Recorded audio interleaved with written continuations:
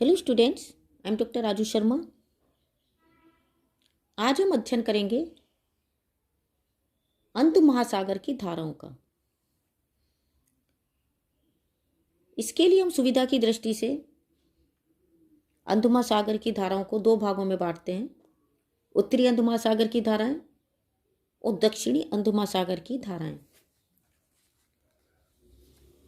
उत्तरी अंध महासागर की धाराओं में सबसे पहले अध्ययन करते हैं उत्तरी भूमध्य रेखीय धारा। अंध महासागर में विषुवत रेखा के उत्तर में उत्तरी पूर्वी सनातन पवनों के द्वारा उष्ण जल की धारा पूर्व से पश्चिम की ओर प्रवाहित होती है। यह धारा कैरेबियन सागर में जाकर दो भागों में विभक्त हो जाती है। एक शाखा पश्चिमी द्वीप समूह के उत्तर में बहती हुई संयुक्त राज्य अमेरिका के पूर्वी तट पर गल्फ स्ट्रीम में मिल जाती है और दूसरी शाखा पश्चिमी द्वीप समूह के दक्षिण में प्रवाहित होकर मैक्सिको की खाड़ी में दक्षिणी संयुक्त राज्य तट का चक्कर लगाकर पूर्व में पुणे गल्फ स्ट्रीम में मिल जाती है। दूसरी है गल्फ स्ट्रीम। इस धारा की उत्पत्ति मैक्सिको की खाड़ी में उत्तरी विषुवत रेखीय धारा के जल के पहुंचने से खाड़ी में जल स्तर में वृद्धि हो जाने के कारण होती है। खाड़ी में उत्पत्ति होने के कारण इसे गल्फ स्ट्रीम या खाड़ी की धारा कहा जाता है। इस खाड़ी में यह धारा लगभग 1 किलोमीटर गहरी और 48 किलोमीटर चौड़ी होती है और इसकी गति लगभग 5 किलोमीटर प्रति घंटा और जल का तापमान 27 डिग्री सेंटीग्रेड रहता है। यह धारा फ्लोरिडा जल संधि से निकलकर संयुक्त राज्य अमेरिका के पूर्वी तट पर उत्तर की ओर प्रवाहित होती है। यहाँ इसमें कैरेबियन सागर की ओर से और दक्षिणी भूमध्य रेखीय धारा का भी पानी आकर मिलने से यह विश्व की सबसे शक्तिशाली गर्म धारा बन जाती है। कनाडा के पूर्वी तट पर स्थित हैलिफैक्स के दक्षिण में इस धारा का प्रवाह पूरी तरह से पूर्व की ओर हो जाता है। यहाँ इस धारा के जल को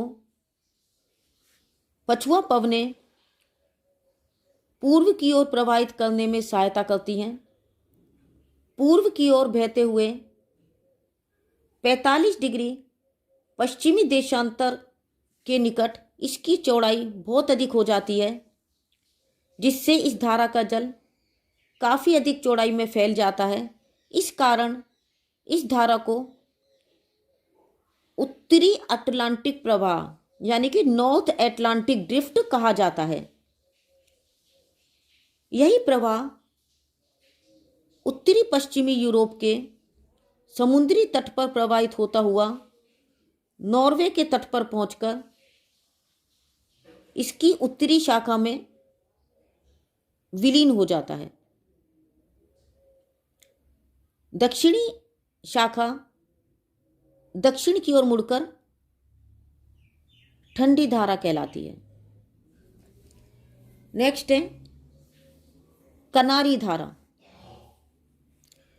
उत्तरी अंध महासागर प्रवाह स्पेन के निकट पहुंचकर दो धाराओं में विभक्त हो जाता है। एक शाखा उत्तर की ओर ग्रेट ब्रिटेन के पश्चिमी और उत्तरी तट पर बहती हुई उत्तरी ध्रुव सागर की ओर बढ़ जाती है, लेकिन दूसरी शाखा दक्षिण की ओर मुड़कर कनारी द्वीपों के निकट और पश्चिम और अफ्रीका के पश्चिमी तट पर प्रवाहित होती हुई उत्तरी पूर्वी व्यापारिक पवनों के प्रवाह के कारण उत्तरी भूमध्य रेखीय धारा में मिल जाती है। यह ठंडे पानी की धारा है। पूर्व में कनारी धारा, पश्चिम में गल्फ स्ट्रीम और दक्षिण में उत्तरी भूमध्य रेखीय धाराओं द्वारा इस प्रकार का एक चक्र निर्मित होता है, जिसके द्वारा घिरा शांत जल का क्षेत्र सारगोस सागर कहलाता है। सारगोस पुर्तगाली शब्द है जिसका अर्थ है समुद्री घास। इस क्षेत्र में समुद्री घास इतनी अधिक मात्रा में एकत्रित हो जाती है कि इसे देखकर ऐसा भ्रम होता है जैसे ये स्थल भाग है, जैसा कि कोलंबस ने अपनी यात्रा के समय समझ लिया था। नेक्स्ट है लेब्राडोर की धारा। यह धारा उत्तरी ध्रुव सागर से आने के कारण ठंडी जलधारा है, जो ग्रीनलैंड के पश्चिम में बेफिन की खाड़ी में होकर न्यूफाउंडलैंड के निकट गल्फ स्ट्रीम में मिल जाती है। इस ठंडी और गल्फ स्ट्रीम धाराओं के मिलने से न्यूफाउंडलैंड के निकट गहरा कोहरा छाया रहता है। इस ठंडी धारा में ग्रीनलैंड और बेफिन द्वीप से हिमशिलाएं आकर यहाँ के नौवहन पर बुरा प्रभाव डालती हैं। तो ये तो थी उत्तरी हिंद महासागर की धाराएं। नेक्स्ट है दक्षिणी हिंद महासागर की धाराएं। इसके अंतर्गत हम सबसे पहले अध्ययन करेंगे दक्षिणी भूमध्य रेखीय धारा। हिंद महासागर की प्रमुख धाराओं में दक्षिणी भूमध्य रेखीय गर्म धारा भी है। ये धारा दक्षिणी पूर्वी व्यापारिक पवनों के कारण उत्पन्न होती है।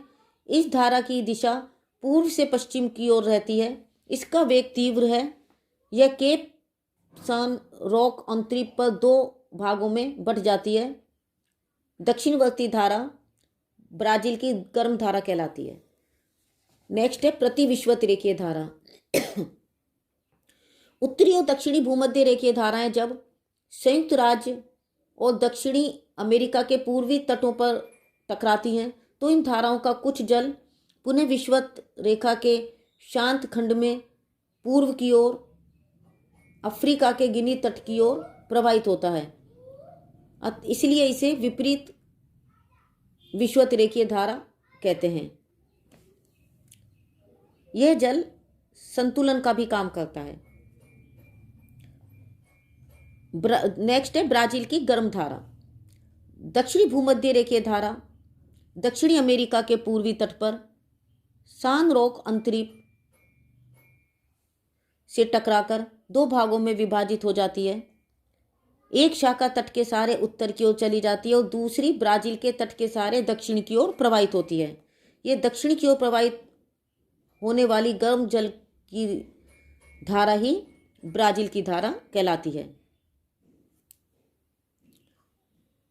इस धारा का जल 40 डिग्री दक्षिणी अक्षांश के निकट पहुंचकर फॉकलैंड की धारा में मिल जाता है।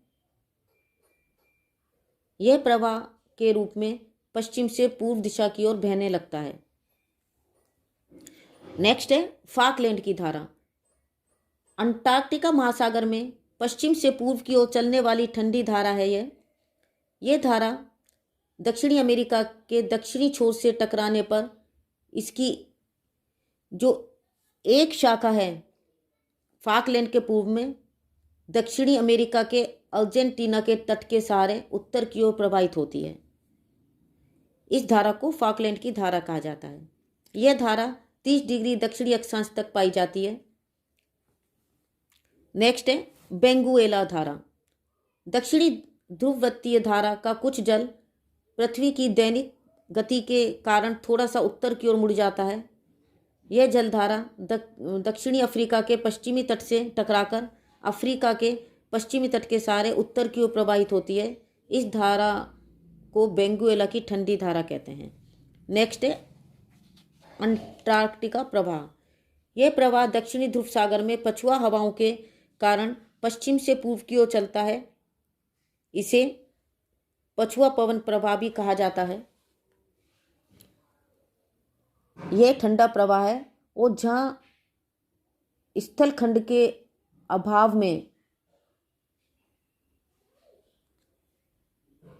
जो गरजने वाली चालीसा पाई जाती हैं, वहाँ ये प्रभाव उनके प्रभाव से बहुत ही अधिक वेग से बहता है। इसमें हिमखंड भी दक्षिणी भाग में बहते रहते हैं। तो बच्चों, आज हमने अंडमान महासागर की प्रमुख धाराओं का अध्ययन किया। नेक्स्ट टाइम दूसरी धाराओं का अध्ययन करेंगे। तब तक के लिए a very happy learning and have a good day. Thank you.